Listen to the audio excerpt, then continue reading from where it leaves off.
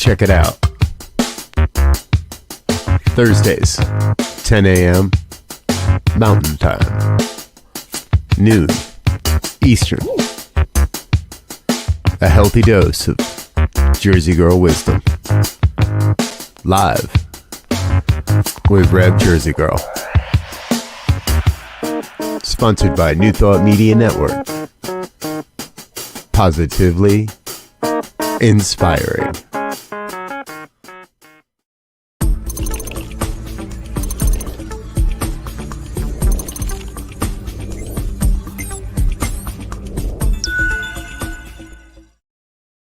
New Thought Media Network is on the rise.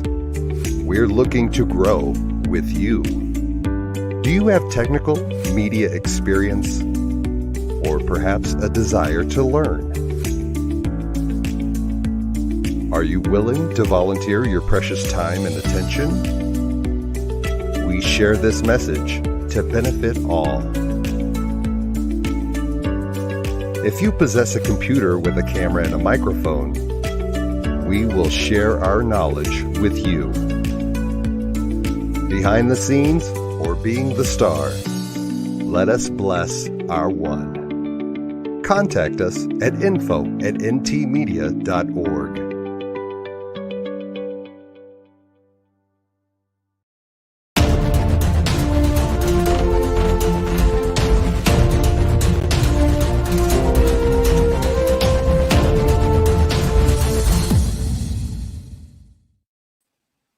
Hello, greetings, beloveds. How are you today? Today I am coming to you from St. Augustine, Florida.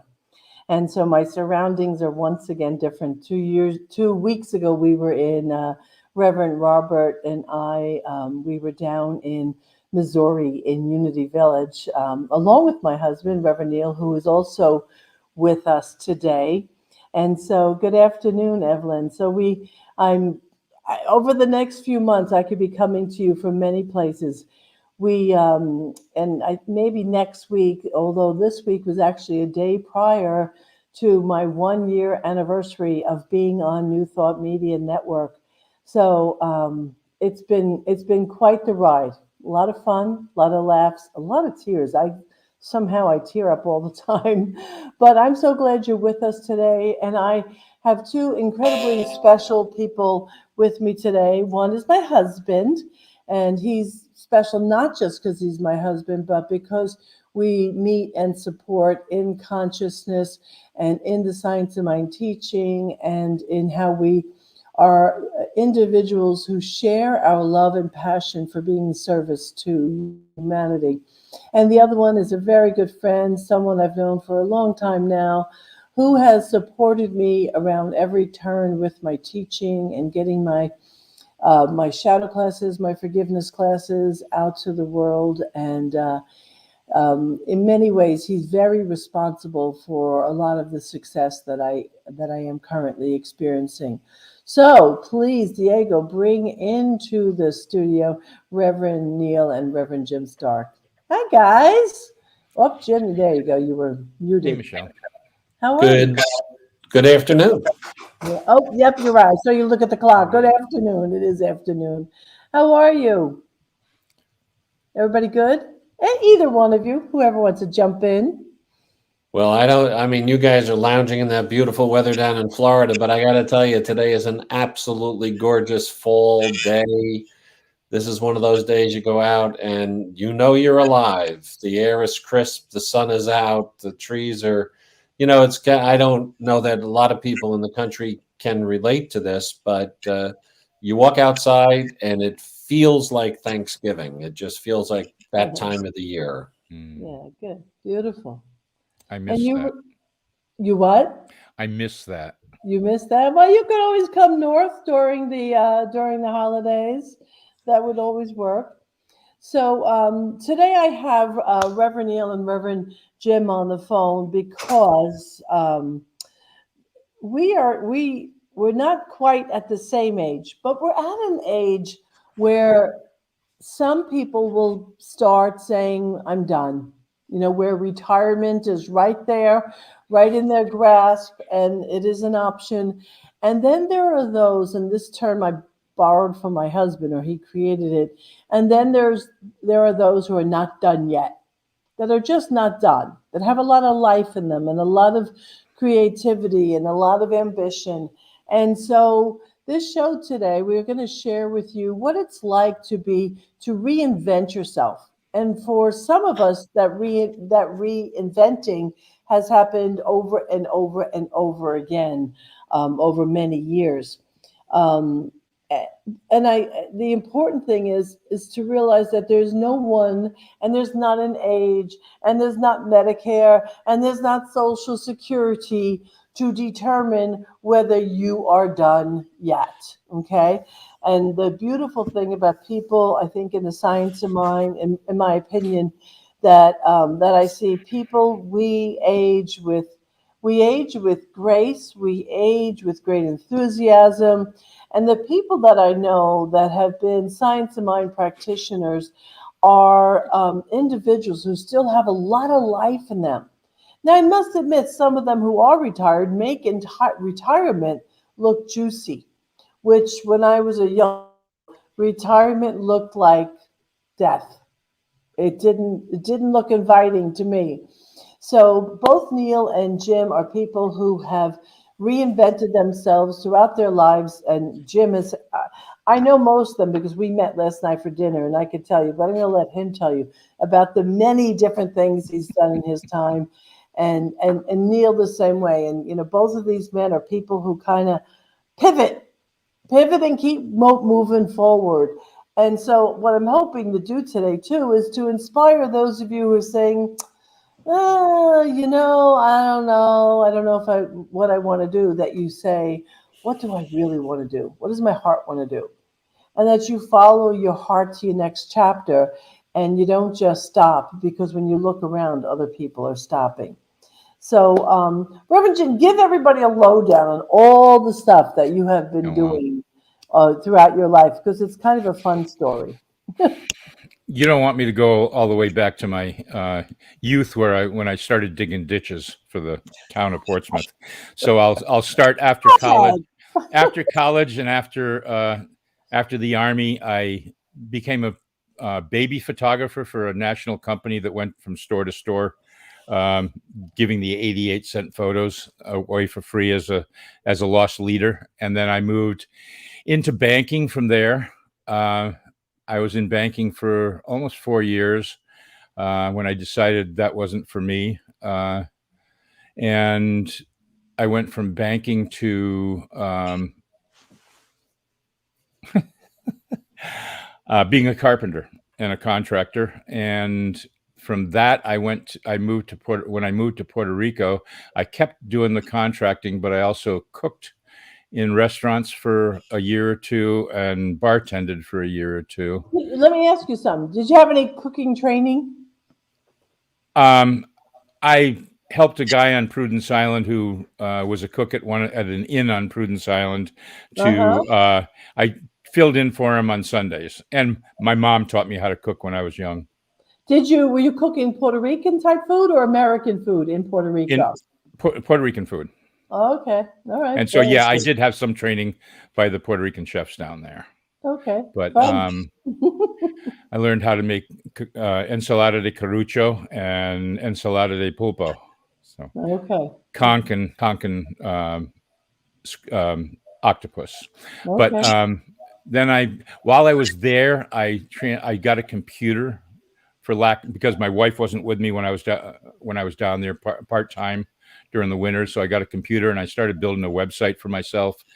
And ultimately, when she moved down there, we started a hot sauce company. And then I built a website for tourism for the island, because the island of Vieques had no real tourism outreach, and the Navy didn't really encourage that. So I built a website which languished until the Navy was forced out of Puerto Rico by massive protests, and within a year it became my full-time salary, and I sold my hot sauce company And a few years ago, I saw the writing on the wall for that when Flipkey and Airbnb came around, and I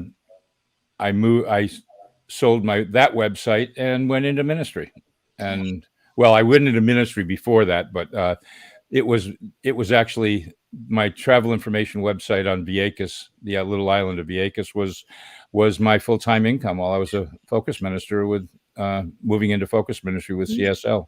But the things I caught that you didn't say, because any minister in CSL movement knows how helpful you are when it comes to building out websites. So you have that technological background too, and some graphic artist background. Where did that come from? Out of the ethers. Wow. Okay. All right. It was just something that was fun to do, and I enjoyed it, and I worked on it. Beautiful. Beautiful. All right. Cool. So what's next? Okay. Well, right now I have Spirit Education's my focus ministry. It is totally funded by courses, and a lot of those courses are yours, and have been for quite a few years now. I teach as well, and a couple of my practitioners teach courses, but I started following a few people on YouTube about 5 years ago. One whose name is Bob Wells, and he started cheaprvliving.com, and cheaprvliving.com Bob Wells was one of the principals in the movie Nomadland that won the Academy Award and for Best Actress and Best Director. And about a year ago, or 2 years ago, I started compiling information on what I needed to do to go on the road, because there's a community out there that can always be uplifted. That is uplifting, because they have chosen to live in their vehicles rather than living in a cardboard box on the side of the street. Right. And they travel around and live in places where it's free, BLM land, Bureau of Land Management land, and national forests, and many, many places out west. Not so much on the East Coast, because there's not a lot here, but out west. And so I'm heading out to that community. I should still be able to do internet without any problem, according to most of the people that are digital nomads on YouTube. And I'm looking forward to something new. Beautiful. And completely different. God. And Neil, downsizing to 62 square feet. Right. Is that true? 62 square feet? Well, actually, it's not. It's 62 and a half square feet. Well, I gotta be honest with you. That's way bigger than the roomette that my friend and I had coming down on the car train. So your van was actually roomy compared to that. Yeah, but you weren't living there full time. I know. I wouldn't want to do it either. I saw it last night. Bending over would be quite the bear. Neil, you would be horrified, because you already have to bend over to just do dishes because of his height. So, Neil, you've been around the block. You've owned different companies. You've been an entrepreneur. Tell our audience who you are and what you've done over your many years. Well, I think, Jim, I was right there alongside of you digging ditches at 12 years old. That was down in Houston, in the clay of Houston. So, I've always worked. Why are you guys digging ditches? What was that about? To make money. I mean, I'm 12 years old. I realized somebody's going to pay me to dig a ditch. So what the hell? I mean, excuse me. What was the ditch for? There was a community pool and it was for our section in Houston, the Robindel section, and they needed a ditch dug around the outside of the pool to lay some electrical wire down. It had to be a certain depth and go all the way around. So, okay. And that, I started mowing lawns when I was 10, did that, got up. I had a landscaping business when I was in high school. Interestingly enough, why, I have no idea. When I was a senior in high school or somewhere, junior or senior in high school, in spite of my religious upbringing and my resistance to it, I told somebody I felt I should be a minister. Took me 50 years to get there, but in the meantime, I stayed a little busy. I was a music major and a theater minor when I was in college. Left college to open up a music store, taught guitar to pay my way through college, and ran the store for a couple of years. Then that learned my lesson on partnerships. So that was good to learn that one early on. Took a job selling copiers for SCM, the wet toner copiers, thermostatic paper against Xerox. That was a thrill. I went out and had to sell people on the concept. This is how old I am, being the senior member here on this group. I had to go out and sell word processing equipment, but I had to sell the concept since nobody knew what word processing was in those days against IBM. It seemed I had a pattern of hitting my head against the wall, selling minor unknown things against big giants. Ended up selling typesetting equipment, left there, went to sell typesetting equipment for CompuGraphic. And this was probably the most successful job that I had because I stunk at it and I got fired. So that was massively successful because that led me to say, I can't work for somebody else. I need to go out and start my own business again. And I did, and started a marketing design company somewhere in the 1977, 78 period. And that company went on for about 30 years. I lasted about 25 or so with it. That experience was extremely interesting. That morphed quite a bit, and I learned an awful lot about myself in that experience. And that was that my success was based merely on what I knew about people, not what I knew about design or machines or computers, but both on the client side and on the staff side. Left that, as they say, back at the turn of the century, and went into and said, you know what, I need to dedicate myself to a life of service. Didn't know that would lead to be a minister at that point. And I decided I just needed to give back. I had certain events in my life that led me to be enormously grateful for what spiritual work had done for me. I opened up a spiritual and healing center and started teaching meditation and ran a cancer program. The center had every kind of body work and spiritual work and Chinese herbalist and whatever. We did that for about 8-9 years. And then somewhere through the midst of all this, I had decided that I always wanted to be a boat captain, a legitimate boat captain. And I went and studied and decided that, I would go and take the Coast Guard test. And I ended up with a 100 gross ton captain's license, which is about enough to drive a small dinner cruise boat. And in that process, I had people saying to me, how'd you like to come work selling boats? So I did. I worked a New York boat show, and then the manufacturers liked me. Then I was working for the manufacturers and for the dealers, and got really active in the boat business. So through all that, I ended up then getting hooked up, becoming a coach and a consultant, and started doing that type of work.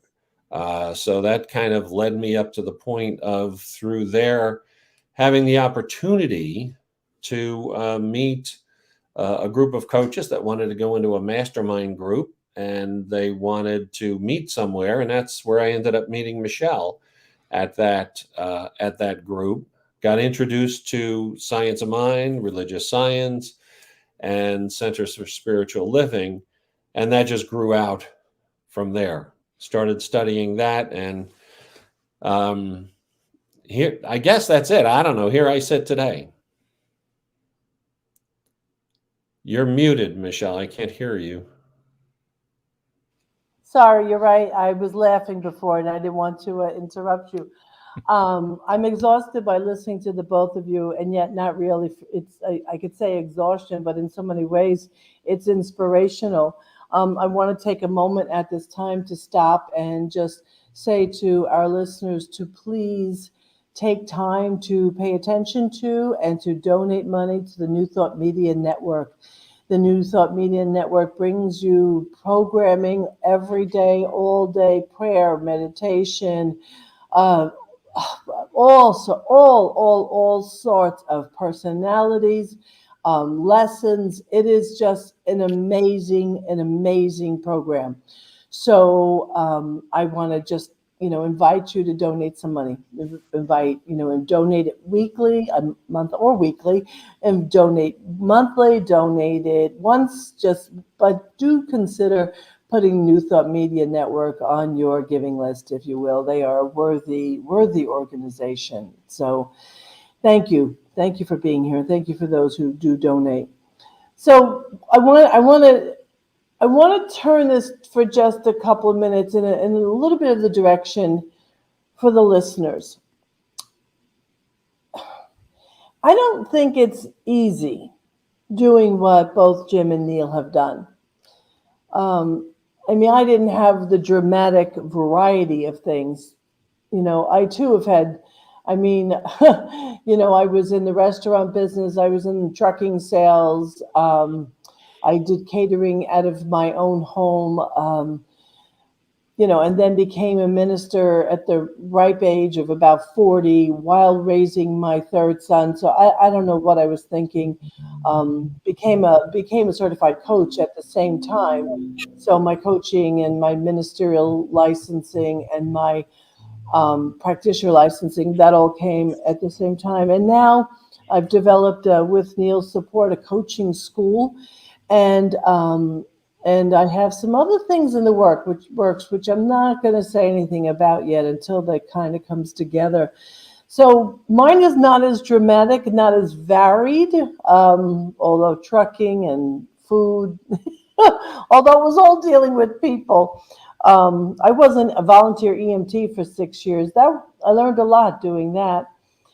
But the message I want to get through to the listeners, and I hope both of you will have something to say about this too. It is never too late to move toward what you want. It is never too late to try. It is never too late to try again. It is never too late to try, fail, and try again. It just isn't. And even if it's not a new career, even if it's a craft, if it's a sport, it sounds kind of silly, but my friends in Florida, a lot of them, they play pickleball. And I'm thinking, okay, I want to learn something new. But there is a good thing to saying, what's new, what's next? What's new, what's next? What keeps my heart open? What keeps my mind occupied? And if possible, while I'm serving my heart and my mind, can I do that while serving humanity? So, for me, I'd love to see all that come together. But so for each of you right now, what would you tell our audience? What would you tell the listeners about being willing to embrace? And I am going to put a quote down here that Reverend Jim found. Being willing to embrace possibility. And who would like to go first? Go ahead, Jim. I just got done talking a whole bunch. Thanks, Neil. I'm happy to step in. I got lots of thoughts on this topic. Oh, I would. My biggest thing is, just do it. If you can listen to other people, but other people are going to always tell you not to do it, that you're safe where you are. And that's the worst thing anybody can do to kill creativity, is to tell you not to do it. And, follow your heart, follow your own intuition, and really dig deep and have a plan. Put together even if it's just a basic business plan, just put something together. Try and figure out whether it's even something that you can do long term. Everything I've done has always been has always been. There's another opportunity for you. Go ahead, answer. It was a scam. But it's just do it. Just if you've got it, talk to somebody. If they say yes and want to help you, that's wonderful. If they say no, look for somebody else. Yeah, I was just going to say that. Be careful who you tell. People will. Family are your worst enemy. Yeah. I mean, I hate to say it, but they are. They always want you to be the safest thing you can possibly be. Yeah. It's about, when you step out on that limb, it's taking the courage to do that. When I was in the Army, I jumped out of airplanes. It took a lot of courage to jump out that door, a lot of stupidity. I'm not sure which. It depends on whether you talk to the guys in the Air Force or the guys in the Army. But, it was... Everything you do is a challenge. Everything you do can turn out wrong, but it can also turn out right. And then where are you then? You're just doing magnificent things. Look at Edison. Imagine if he had stopped trying to create the light bulb after 3 or 4 tries and said, "Nah, this ain't going to work. Let's go back to candles." 1,000 times. Over 1,000 times he was challenged with the creation of the light bulb. I think it was a lot more than that.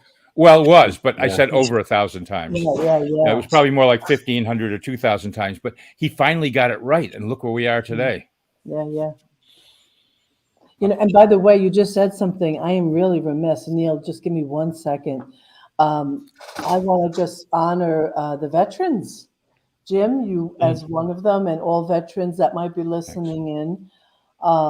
My brother was somebody who I lost in Nam, so I'm not someone who goes, "Yay, let's carry guns to war." But once you're there, I do honor you. I honor the veterans, and I honor those who have served, the men, the women, especially those back in the day who were drafted and were pulled into complications that wasn't of their making. So I just want to say I honor you if you are a veteran and you are here with us today. And I neglected to do that in the beginning. So thank you. And I do as well. Neil, you said Jim jumping out of planes. I don't know. Like they say, Jim, if at first you don't succeed, then skydiving's probably not for you. Or of course the other one, you don't need a parachute to go skydiving. You just need it if you want to do it again. What I find, and this is really interesting because we talk about things like reinventing yourself or transforming your life. To me, transforming your life just means finding the authentic you is basically what we're doing and living authentically. And I think that that authenticity, making sure that you are really being authentic and being curious are two things that drive most people who feel alive going forward in life. I think that when Michelle talked earlier about retirement meant death, I feel like that's a lot of people that lost their curiosity. That, I've for a lot of years, my ex-wife used to say to me, "Why are you listening to those people? Why are you talking to those people?" And it's because I'm really curious. I can always say no, but I can't always say yes. I want to keep myself open to any and all possibilities, and I am really curious about stuff. And I'm not sure that reinventing yourself is necessarily something that came out of a plan in my life. It came out of being curious and finding like, oh my God, I could do that. But that involves being okay with change. And even when I've done things like move to California or whatever, people said, how could you do that at your age? How can you handle change like that? And it's just, maybe I could because it was kind of forced upon me. But the other thing is that I think that that being authentic self drives a lot of joy into anything you do so that you're not afraid to do new stuff. People have said to me a number of years ago, I remember people saying, you know, how do you do it? Do what? They go, you just love, you know, everything you do. And I don't know why it came out of my mouth, but I said, no, that's not really it. You know, it's not that I love what I do. It's that I do what I love, and that's being me. What I, you know, if I'm being my authentic self, and if I'm bringing myself to anything it is that I'm doing, I'm going to enjoy it, and I'm really going to like it. But Michelle, you hit upon something earlier too, and that is because of all the different stuff that I've done, and even as a consultant or a coach, you work with, you know, in particular a consultant though, you work in so many different industries and so many different, you know, and when I think about clients I've worked with in so many different fields, and people say, how can you know about all that stuff? And I said, well, I don't. But the product is the easy thing, but the consistency is people. So I know people. And it is, listen, I don't care what job you have, what you're doing. It's all about serving people. No matter whether you're, you know, well, here in New Jersey, if you're pumping gas or whatever, you're just here to serve somebody. So I don't know, authenticity and curiosity. So I have a question. I want to put this out to the audience too, to whoever might be listening. What have you not done yet in your life, but that if nothing stood in the way, you would do? If you have, what next? What would you do next in your life if nothing stood in your way? No money, no time, no physical restrictions. What would you do next as a career? What would you do? And I'm going to ask both of you the same thing. What would you like, you know, what would you want to do? As a career.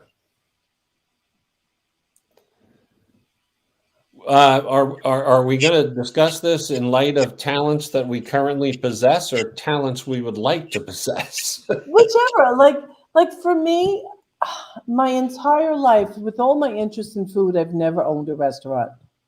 There's a part of me that would still like to own a restaurant, small restaurant, not a big restaurant, not a fancy restaurant, one where, just like when I feed people from my kitchen with really homey comfort food, I would still like to do that. I also would love to work in a nursery. I'd love to have my hands in earth more often and work around plants. Like those are things I could still see wanting to do. Having a B&B, the hospitality part of me comes out. So like I could see those kind of different things. Not quite a career, more of a business, but that's the thing I'm looking for. What's left that interests you that for some reason you just didn't say yes to yet? For me, it just hasn't come into my mind yet. You know, what has driven me since being a banker is I decided, and I figured this out while I was a carpenter, and it really kind of flowed with all my different careers, if you will. And Neil touched on it. He didn't emphasize it, but he touched on it. It's love what you're doing. If you love what you're doing, that's the key to a happy career. Anything that needs to be learned, you can learn along the way. I didn't know diddly about carpentry before I became a carpenter.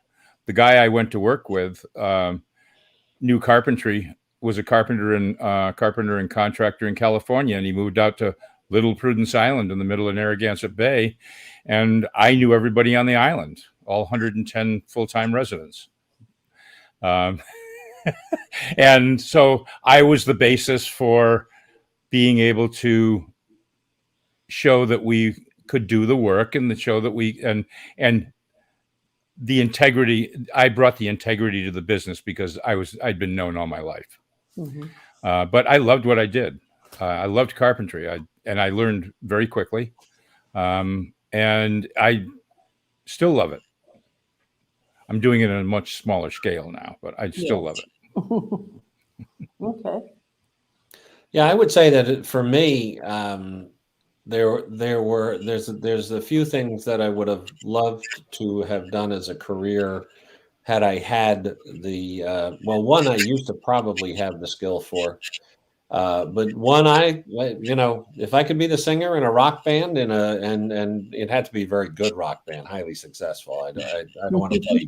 I don't want to play clubs on the weekend in Lodi, New Jersey. But Oh, you trash and Lodi? no, but just well, that's where bada bing is. I mean, if I could play bada bing, maybe that'd be a good thing. You know what I mean? I don't know. But so that was something, and I did do that for a long time. I did play, in bands and all that sort of stuff, and that would have been good. And the other thing is, and I am jealous of my wife and her ability to write. I would love to be a writer. We talked the other day about, would you go somewhere and live for 6 months in another country like Italy or Ireland? And I'm like, I would love to do that. And I mean, if I had the writing talent, I would love to get a cottage up in the Burren in Ireland and live there for 6 months out of the year and write from there. And, it would be gorgeous. I really, really want Plant Happiness Institute to take off and be successful. And I want very much so to have the time and the freedom in order to make that happen. But the other part, and Jim, what you just said before, it kind of sprung into my head when you said it, that you don't know what that might be, right? And I really think I remember Deepak Chopra saying at one point, we need to learn to embrace the uncertain. I kind of find it exciting that it could be anything, that anything could pop into my life at any time that would be new, different, energizing, inspiring. I mean, it doesn't have to be something I'm already attached to. There is that thrill of like, oh wow, we could do that. So I don't know. There's a lot of stuff to do. So I want to add, and if you can formulate some thoughts if you want to add to this, both of you. With the world today, and this is, I really like to have you, any listener, consider this. There are sometimes we find ourselves veering away from, avoiding, or straight up being afraid of certain things. And often we don't know why. And I want to suggest to you that due to the collective unconscious and how we all meet at the level of the subjective, okay? Due to that we don't always know where the fear-based thoughts come from, where the resistance comes from, where the reactions come from. Yes, a lot of it is our personal, our conditioning. It is the pain body. It is the things that we have garnered over our decades. And in addition to that, there are things that have crept into our consciousness that keeps us limited, separate, fearful, and often we can't put our figure on the why. So I want to invite you. I want to invite you to take an opportunity to question every thought that comes in your mind. Question it. Don't think that even you thought, because you thought it is so. Don't do that. Question it. If it comes in, and say to yourself, is this mine or am I adopting this? Is this my fear or am I adopting this? Is this my limitation or am I caught up in the hypnosis of the planet? Question everything. Because if we lived like little children, we would just say next, and we would move beyond the fear. So, gentlemen, anyone want to play tag with me on that? On that note about yeah, fear? I'd be happy to say that as this teaching, New Thought, and thank God for newthoughtmedia.org.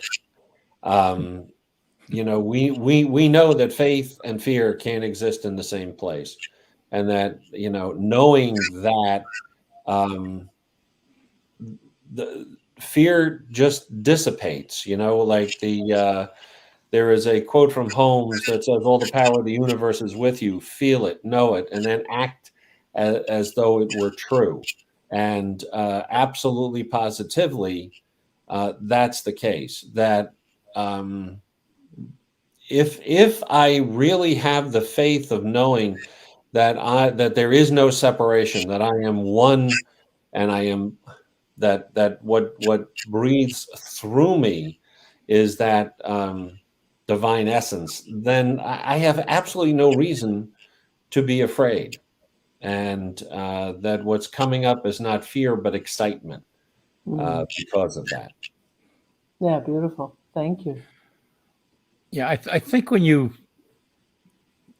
take on the idea of any new venture, whether it's even just going on vacation or going to another country, or starting a new business, it's all about not letting that fear become a limitation. Let it empower you to push through it, and know that you're successful in whatever you do. I had the only time after leaving banking, the only time I had any reservation was when I became a carpenter. And after the first year of carpentry on Prudence Island, I wasn't making a lot of money. So I said, maybe I can still get back in banking. And I put in for a job interview, and I got a job interview at a bank, one of the Rhode Island banks. I think it was Rhode Island Hospital Trust. And I went in my 3-piece suit, sat down in the human resources office, and I'm sitting there waiting for my interview. And I just said, what the hell am I doing here? I don't want to work for somebody else. I'm enjoying working for myself too much. I love what I'm doing. I didn't love what I did when I was a banker. I'm out of here. And I just stepped out I never said anything to anybody there. I stepped out of the office, walked away, and never looked back. Yeah, beautiful. And besides, after you built those 110 houses, worked on those, what else was left to do out there? Right? You got 110 possible clients. That's it. Neil, you had a similar story, and I could. Jim reminded or told me that story last night, and I remembered yours. You had a similar story about walking out of an interview, and I want you to tell that story if you don't mind, because folks, this is where courage comes in. It's actually courage in your values. You have to be in touch with what you value, and if what you're about to do does not express your values, get out. Get out. Neil, share your story. Well, and when I really think about it, the times that I really did take steps like this, I don't even think it was me doing it. That and to say it was God speaking and not me speaking, might be a little dramatic, but it's happened a couple of times. But yeah, I was struggling my business had shut down. I was trying to support my family, a couple of little kids, and I was selling those wet toner copiers. And I thought, oh, this is just awful. My experience was so bad. The first job I had, the first sales call I made with my boss, we got thrown out of the company's warehouse by 2 goons, who grabbed us by the elbows and literally tossed us out the door. I said, I'm not sure this is the right place for me. So I'm driving around one day, and I passed Minolta's corporate headquarters in northern New Jersey, and I said, that's it. It's just the company. It's not that this isn't the right job. This is just it's not me, it's them, So I walk into their corporate headquarters, and they send me upstairs to talk to the vice president of sales for their copier division. And the guy's interviewing me. And in the middle of the interview, he says, stand up, let me see your suit. And he's like making fun of my suit and all this stuff. And just like you, Jim, I said, what am I doing? So I literally looked at the guy. I said, stop. And he was a little taken back. And I was young at the time, still in my 20s, I guess. And I said, I have no interest in taking this job. Thank you very much. And I stood up. He goes, what are you doing? I said, I'm leaving. I don't want to work here. And I walked out. Now, here's the fun part. I went off, failed at that next job miserably. And that was the best thing that happened. Started my own company. Minolta's corporate headquarters hired me to do the sales presentations for the guy who just was insulting me. And I told him that I was, not interested in the job. He had no idea it was me. I was billing his company $600 an hour for the work I was doing. And that was back in the mid 80s. And what a 360 from being in this horrible place in my life, thinking that this might be or might not be, and having the realization that, man, I'm just not on the right track, to all of a sudden, here I am making a lot of money off this guy. So yeah, quite a turn. Beautiful, beautiful. So we're gonna bring our time to a close. And again, this is what I want our audience to leave with. Take a breath and live into possibility. Take a breath and say, what's next? Take a breath and just say, okay, Spirit as me knows what to do. Spirit as me knows what's best.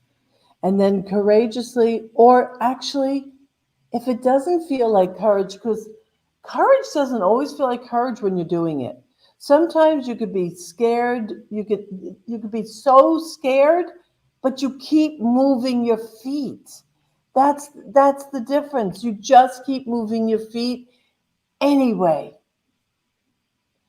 There is life out there for every one of us. There is life out there for every age of us. There is life out there, whether it's part-time or full-time, whether it's creative, whether it's entrepreneurial, no matter what. And you just keep going. I've told the story here a number of times, but I want to tell it again real quick because it is a number of years ago. We were down in North Carolina. It was a ministers' gathering, and we were going to walk on fire. And all the way down and prior, I was like, I am not walking on fire. I am not walking on fire. I am not doing that. And that came out of my years in the restaurant business. I had gotten many burns. I do not like burns. And I thought, oh, hell no, I'm not walking on fire. But there I was with all my colleagues, and the Reverend Dr. John Waterhouse took us through this very sacred prayer practice with the sacred tobacco. And it was a precious, precious prayer process and ritual. And as we were going through the ritual, I garnered courage. And I got to realize on that day, the courage wasn't mine, it's God's. I had to be open to it flowing through me. And suddenly I thought, oh, I think I can do this. And so at the point came where we were going to walk on fire. We went out there and everyone's chanting and there's a high vibration. And some of the courageous people are like running across oh my God, they were so ready. And I thought I was ready. And I walked up to by the way, people are trying to push you ahead. I'm like, hello, in my timing. I walk up to the fire and I lift up my foot. I went, oh, hell no. And I turn around and I walk away because I wasn't ready yet. And this is why I'm telling this story, because one of our listeners said, hold my hand. And the Reverend Dr. Mitch, what's his name, Jim? Help me out. Mitch from Nashville. Oh my God. Johnson. Yes, Mitch Johnson, who I don't really know that well, but he had already walked and he looked at me and he said, you want me to hold your hand? And I'm like, oh. Now I still had to walk across the fire. There was no getting away from what I was about to do. And it wasn't that wide, so he could hold my hand and not walk again himself. So Spirit is there waiting to hold your hand, folks, or friends, or ministers, or practitioners, or coaches. But don't let those who live by fear, don't let them rain in your parade. Take the hand of someone who believes in you and walk across that fire and walk across that next threshold and say yes to the job and say yes to the travel and say yes to whatever it is. And in the presence by means of you that says, yeah, together we can do this. You could always change your mind. You could always Michelle, change. I'd like to offer that hand, if I may. Please. And that is, I will speak out to those silver spirituals out there, the part of the not yet done crowd, and make the offer that if you would like support, if you are not done yet, if you are afraid, if you don't know what to do, that please reach out to me. I would love to talk to people and see if we can't support people in doing that and making that change. So Beautiful. Thank you. Thank you. Me Thank you. too. Yeah, thank you. I'm available to anyone, anytime. And actually, Reverend Jim just taught me how to use a whole new thing on Zoom. So if he can get me through the technology, he can get anyone through it. So, gentlemen, what would you like to leave our audience with? Any last words of encouragement or advice? A relatively short statement. Jim? Oh, okay. I was going to let you go first, Neil. But follow your heart. Follow your heart. Your heart knows best what you want, what you can do, what you have the capabilities of being able to move through, and if you do feel any twinge of pain moving through it, push through it even harder, because there's nothing but love and joy at the other end of it. Yeah, beautiful. Oh, beautiful message. Thank you. Reverend Neil? Yeah, love. But what I'm going to say is that, love is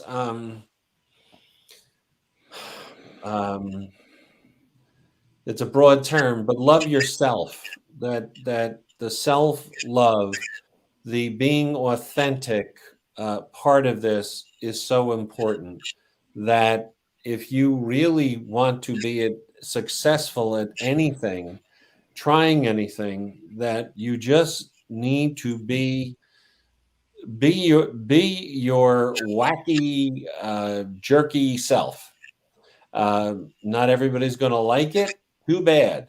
But I tell you, when you are authentically who you are, genuinely your authentic self, the people who like you will love you. But that's only because you love yourself. When you love yourself like that, anything becomes possible, because there's nothing that can stop you. I mean, it's just that connectedness to the divine, to the one that has created you so uniquely, that you can't fail if you're doing that. You just can't fail. So love yourself. Yeah, We love you. What the hell? Go ahead. Love yourself. And I want to say, only God can ordain any one of us. I've had people question my authority about a number of things, and yet those same people haven't really taken time to talk to me. No one gets to question your authority. No one gets to ordain you other than God. God is the only authority that ordains any of us for any of the chapters of our lives. So turn the page, embrace it, reach out to one of us. I'm here. You know me. I'm here every week. revjerseygirl@gmail.com. Whether you want to be prayed for or coached, I'm here for you. We are each here for you. That's what we have signed up for in our lives.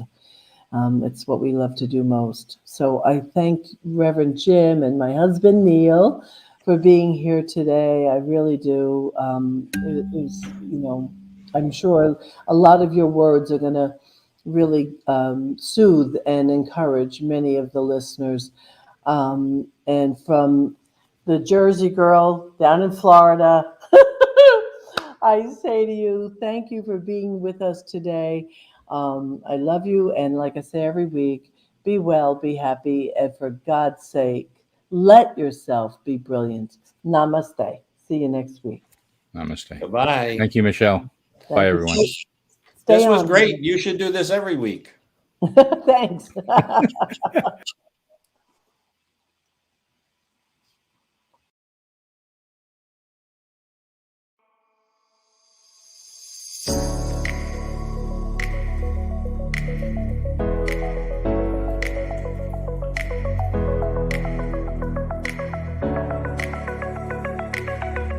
Get in the flow with Rev Skip and Chad Bradford.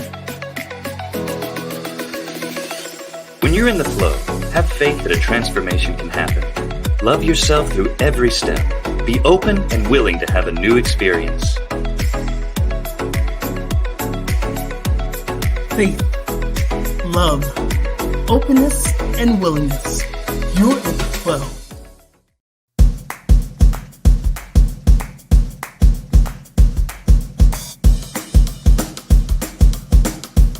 Thank you, Center for Spiritual Living Denver, for your continued support. Thank you, Center for Spiritual Living Midtown Atlanta, for your monthly contribution.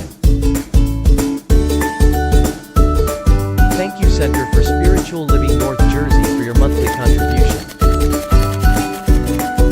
And Suze Ajit, thank you for your very generous donation.